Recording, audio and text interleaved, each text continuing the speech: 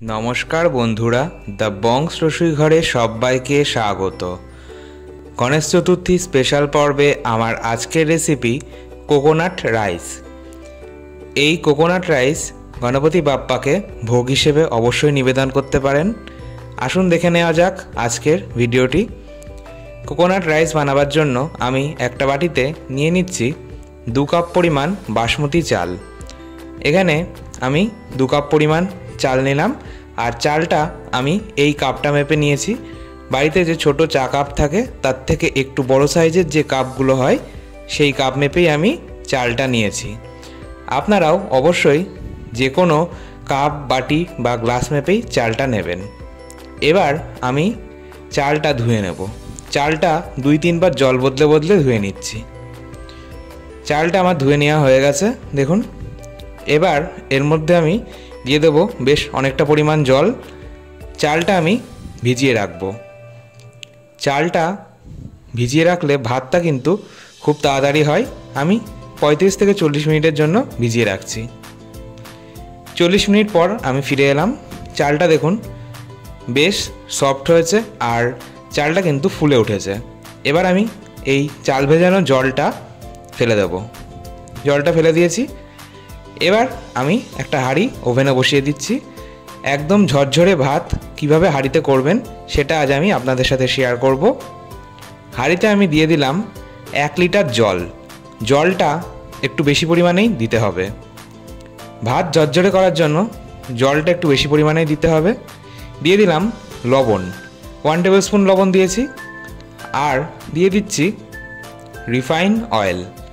এখানে আমি 1 table spoon refine oil দিয়ে দিলাম। তেল দিলে ভাতটা বেশ ঝরঝরে হবে।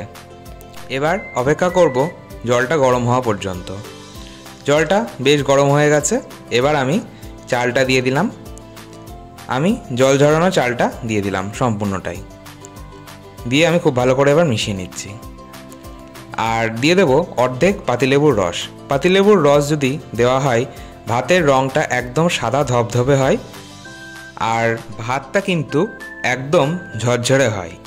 এই টিপসগুলো যদি ফলো করে আপনারা নর্মাল ভাত বানান তাহলেও কিন্তু আপনাদের ভাত একদম ঝরঝরে হবে। এবার এটা আমি ফুটতে দেব দেখুন। আর গ্যাসের ফ্লেমটা হাই করে দিয়েছি এই সময়। আর এই ভাতটা কিন্তু আমি 100% বয়েল করব না, 80% বয়েল করব। আর 20% কিন্তু ফ্রাই করতে হবে। দেখুন আমি দেখিয়ে দিচ্ছি, একটু শক্ত শক্ত আছে, সেদ্ধ হয়েছে কিন্তু একটু শক্ত শক্ত রয়েছে। দেখুন ভাঙা যাচ্ছে কিন্তু একটু শক্ত রয়েছে, একদম পারফেক্ট আছে। এবার আমি গ্যাসের ফ্লেমটা বন্ধ করে দেব। গ্যাসের ফ্লেম আমি বন্ধ করে দিলাম। এবার এটা আমি ফ্যান বা মাড় ঝরিয়ে নিচ্ছি। ফ্যান বা মাড় আমি ঝরিয়ে নিয়েছি আর ভাতটা একটা আলাদা পাত্রে আমি তুলে রেখেছি। দেখুন আমি দেখিয়ে দিচ্ছি ভাতটা কতটা ঝরঝরে হয়েছে। আপনারা দেখেই বুঝতে পারছেন ভাতটা ভীষণই ঝরঝরে হয়েছে। আর ভাতের কালারটা আপনারা দেখুন একদম সাদা ধবধবে হয়েছে। দেখুন ভীষণই সুন্দর ভাতটা হয়েছে। আপনারা বাড়িতে কিন্তু ভাত এইভাবে বানাতে পারেন। ভাত একদম পারফেক্ট আর ঝরঝরে হবে। যাই হোক, এবার আমি নেক্সট স্টেপে চলে যাচ্ছি। আমি একটা কড়াই বসিয়ে দিলাম ওভেনে। কড়াই বসিয়ে আমি দিয়ে দিচ্ছি 2 টেবিল স্পুন অয়েল। এখানে আমি 2 চামচ তেল দিলাম আর রিফাইন অয়েলটাই দিয়েছি। তেলটা আমি পুরো কড়াইয়ে গ্রিস করে নিলাম। তেল গরম হলে দিয়ে দিচ্ছি 1 মুঠো চিনেবাদাম। দেখুন আমি এখানে কাঁচা চিনেবাদাম নিয়েছি, তাই বাদামটা একটু ভেজে নিচ্ছি। আপনারা চাইলে রোস্টেড পিনাটও নিতে পারেন। আর বাদামটা কিন্তু খুব বেশি ফ্রাই করবেন না, জাস্ট কাঁচা ভাবটা যাতে চলে যায় সেরকমভাবে ফ্রাই করতে হবে। আমরা খিচুড়িতে যেমন একদম ফ্রাই করে ফেলি, খিচুড়িতে যদি বাদাম দিয়ে থাকি একদম ফ্রাই করি, সেরকম ফ্রাই আমরা করব না। এবার আমি দিয়ে দিচ্ছি কাজু বাদাম আর অ্যালমন্ড। কাজু বাদাম আর অ্যালমন্ডটাও আমি কুচিয়ে নিয়েছি। এবার বাদামের সাথে আমি ফ্রাই করে নিচ্ছি। আর এখানে আমি কাজু বাদাম অ্যালমন্ডের পরিমাণটা বলছি না, আপনারা আপনাদের পছন্দ মতো পরিমাণে নিতে পারেন। আর দিয়ে দিলাম কিশমিশ। আমি কিশমিশের পরিমাণটাও বললাম না, আপনাদের পরিমাণ মতো নিয়ে নিতে পারেন। এবার এই সব কিছু খুব ভালো করে 1 থেকে 1.5 মিনিট সময় ধরে ভেজে নিলাম।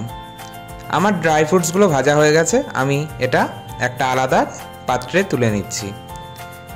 আমি ড্রাই ফ্রুটসগুলো ভেজে তুলে নিয়েছি। এবার এই একই কড়াইয়ে আমি দিয়ে দেব ঘি। এখানে আমি 2 টেবিল স্পুন ঘি দিলাম। ঘিটা দিয়ে আমি ঘিটা গরম হতে দেব। ঘিটা দেখুন গরম হয়ে গেছে। এবার ফোড়নে দিয়ে দিচ্ছি ছোলার ডাল 1 চা চামচ, দিয়ে দিচ্ছি মাসকলাই বা বিউলির ডাল 1 চা চামচ, দিয়ে দিলাম একটা শুকনো লঙ্কা। শুকনো লঙ্কাটা কিন্তু আমি মাঝখান থেকে ভেঙে নিয়েছি। দিয়ে দিলাম 1 ইঞ্চি আদা, আমি যেটা একদম গ্রেট করে নিয়েছি। আর 1 চা চামচ পরিমাণ গোটা জিরে, 2টো কাঁচা লঙ্কা, কাঁচা লঙ্কাটা ছোটো ছোটো করে কুচিয়ে নিয়েছি, 1/4 টিস্পুন হিং, আর দিয়ে দিচ্ছি 10 থেকে 12টা ফ্রেশ কারি পাতা।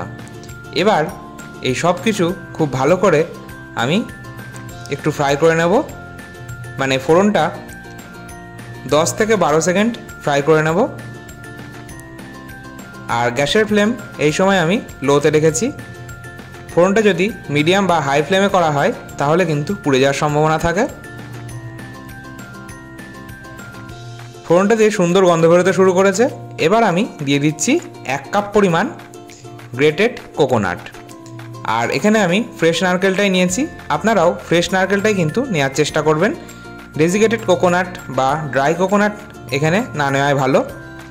ফ্রেশ কোকোনাট আমি 1 কাপ পরিমাণ দিলাম, দিয়ে খুব ভালো করে এবার আমি এটা ফ্রাই করে নিচ্ছি। মিনিট 2 সময় ধরে নারকেলটা আমি ফ্রাই করে নিচ্ছি। দেখুন নারকেলটা ফ্রাই করার পর কালারটা বেশ চেঞ্জ হয়ে এসেছে। এই সময় আমি যে ড্রাই ফ্রুটসগুলো আগে থেকে ভেজে তুলে রেখেছিলাম সেগুলো আমি দিয়ে দিলাম। ড্রাই ফ্রুটসগুলো দিয়েও আমি আরও একটু ফ্রাই করে নিচ্ছি। তারপর দিয়ে দিচ্ছি আগে থেকে করে রাখা ভাতটা, যে রাইসটা আমি করে রেখেছিলাম সেটা আমি দিয়ে দিলাম। রাইসটা দেওয়ার পর এবার সব কিছু খুব ভালো করে মিশিয়ে নিচ্ছি। আমার কড়াইটা একটু ছোট নেওয়া হয়েছে তাই একটু প্রবলেম হচ্ছে, যাই হোক। এবার সব কিছু খুব ভালো করে মিশিয়ে নেওয়ার পর আমি দিয়ে দিচ্ছি আরও 2 টেবিল স্পুন ঘি। এখানে 2 টেবিল স্পুন ঘি দিলে ঘিয়ের একটা ফ্লেভার এই সময় থেকে যাবে, খুব সুন্দর লাগবে খেতে। আর দিয়ে দিচ্ছি 2টো চেরা কাঁচা লঙ্কা। কাঁচা লঙ্কা যদি এই সময় দেওয়া হয় ঝাল হবে না, কিন্তু খুব সুন্দর একটা গন্ধ হবে। এবার এই সব কিছু খুব ভালো করে আমি মিশিয়ে ফ্রাই করে নেব। আর আমি সবশেষে দিয়ে দিচ্ছি লবণ আর চিনি। লবণটা কিন্তু আগেও ভাত করার সময় দেওয়া হয়েছিল, তাই একটু বুঝে দেবেন। আর চিনিটা আমি এখানে 1/2 কাপ পরিমাণ দিয়েছি, মিষ্টিটা আপনারা আপনাদের স্বাদ মতন দেবেন। আর সবশেষে আমি আরও 1/2 কাপ মতন গ্রেটেড কোকোনাট দিয়ে দিয়েছি। দিয়ে সব কিছু খুব ভালো করে মিশিয়ে 1 থেকে 1.5 মিনিট ফ্রাই করে নিয়েছি। এবার গ্যাসের ফ্লেম বন্ধ করে দিলাম। কোকোনাট রাইস আমাদের অলমোস্ট ডান।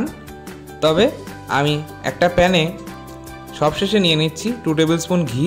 আর ঘিটা গরম হলে দিয়ে দিচ্ছি 1 চা চামচ রাই বা সর্ষে দানা। এটা আমি 10 সেকেন্ড ফ্রাই করে নেব।